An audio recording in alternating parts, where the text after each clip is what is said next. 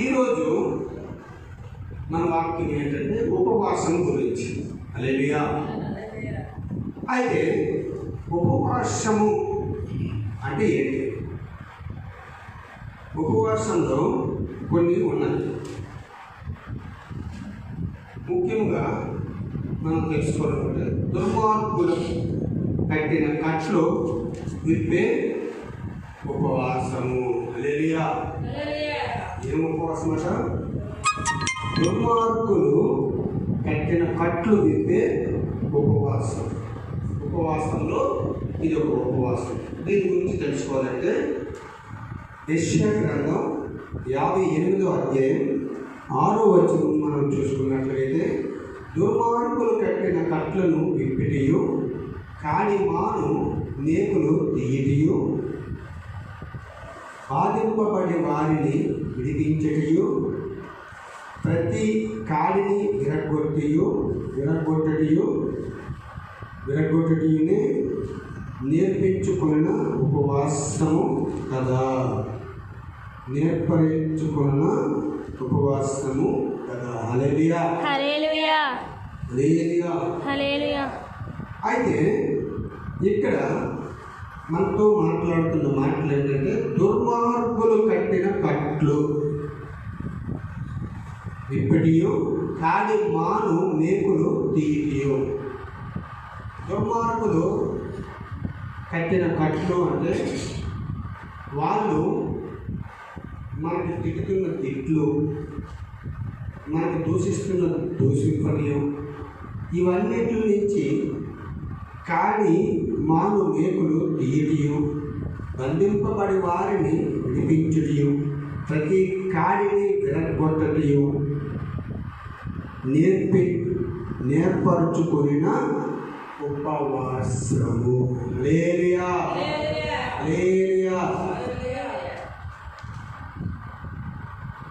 ఇది ఉపదేశం. ఇప్పుడు వాక్యంలో వెళ్ళిపోతాం. హల్లెలూయా. అయితే దుర్మార్గులు కట్టిన కట్టులను విప్పుట అనగా ఏమిటి? ఏంటంట? దుర్మార్గులు కట్టిన కట్టులను విప్పుట అనగా ఏమిటి? రక్షణ లేని వారికి ఏంటండి? రక్షణ లేని వారికి సువార్త ప్రకటించుట. ఎట్లాగా? రక్షణ లేని వారికి సువార్త ప్రకటించుట. ఇప్పుడు అన్ని జనాంగం ఉన్నారు, వాళ్ళు నశించిపోతున్నారు. అలాంటి సువార్త ప్రకటించుట, వాళ్ళు రక్షణ పొందుకునే అవకాశం ఉంటుంది. హల్లెలూయా. మనం ఎప్పుడైతే సువార్త చేస్తామో, ప్రతి ఒక్క ఊళ్ళో మనం ఎప్పుడైతే సువార్త చేస్తామో, ఆయా ఊళ్ళో కంపల్సరిగా ఒక ఆత్మ రక్షింపబడాలనే మనం సువార్త చేస్తాం. హల్లెలూయా. అయితే దేవుడు మహాకృప అయితే ఒక ఆత్మ రక్షింపబడుతుంది, లేదంటే కొన్ని వేల ఆత్మలు రక్షింపబడతాయి. అట్లానే కదా 12 మంది అపోస్తులు మేడగదిలో ప్రార్థన చేయించుండగా ఎంతమంది బాగుపరుచు పొందారు? ఎంతమంది రక్షణ పొందారు? ఎంతమంది బాప్తిసం పొందారు చెప్పండి? 3,000 మంది. హల్లెలూయా. రక్షణ లేని వారికి సువార్త ప్రకటించుట అది ఒక రక్షణ, అది ఒక మారు మనసు, అది ఒక సువార్త. వీధుల్లో అందుకే సువార్త చేస్తుంటారు. చూడండి, చాలామంది వీధుల్లో సువార్త చేస్తారు. ఎందుకంటే వారికి తెలియదు. సేవకుడు తన మందిరములో చెప్తాడు, వీలైతే తన బిడ్డలకు చెప్తాడు, తన విశ్వాసానికి తన సంఘ పెద్దలకు చెప్పేటప్పుడు చుట్టుపక్కల వెళ్ళుకుంటారు. అలాగా ఈ కాలంలో ఎవరున్నారు చెప్పండి?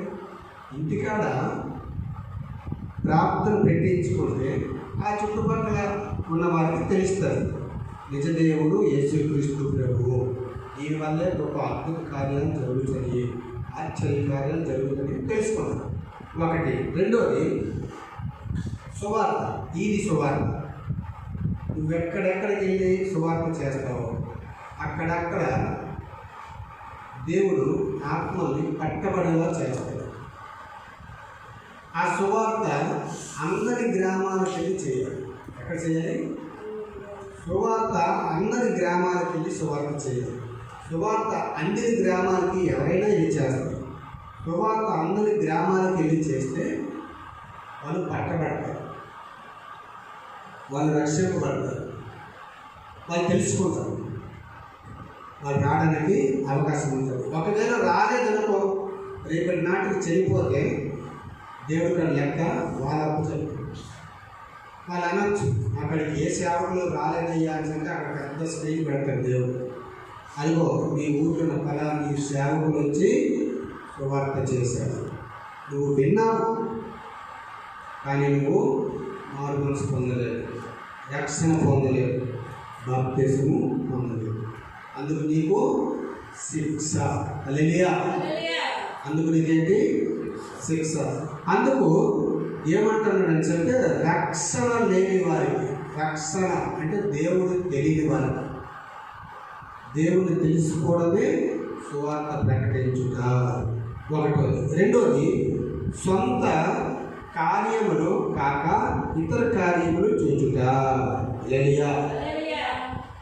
సొంత కార్యములు కాక ఇతర కార్యములు చూచుట. ఇది మనము తెలుసుకున్నట్లయితే ఫిలిప్పీయులకు రాసిన పత్రిక 2వ అధ్యాయము 4వ వచనం చూసినట్లయితే మీలో ప్రతివాడును తన సొంత కార్యములను మాత్రమే కాక ఇతరుల కార్యములు కూడా చూడవలెను. హల్లెలూయా. 2:4 చూసినట్లయితే మీలో ప్రతివాడును తన సొంత కార్యములను మాత్రమే కాక ఇతర కార్యములను కూడా చూడవలెను. క్రీస్తు యేసునకు కలిగిన ఈ మనస్సు మీరును కలిగి ఉంది. హల్లెలూయా. మనం ఏం చేయాలట? మన సొంత కార్యములు కాకుండా సొంత కార్యములే కాక ఇతర కార్యములు కూడా చూచుట మేలు. ఇతర కార్యములు అంటే మీ సొంత పనులు అయిపోయిన తర్వాత దేవుడి పని కూడా చేయాలి. అదే కదా దేవుడు చెప్తున్నాడు, క్రీస్తు యేసునకు కలిగిన ఈ మనస్సు మీరును కలిగి ఉండుడి. క్రీస్తు యేసునకు కలిగిన ఈ మనస్సు, ఏ మనస్సుగా? ఈ మనస్సు మీరు కలిగి ఉండుడి అని దేవాది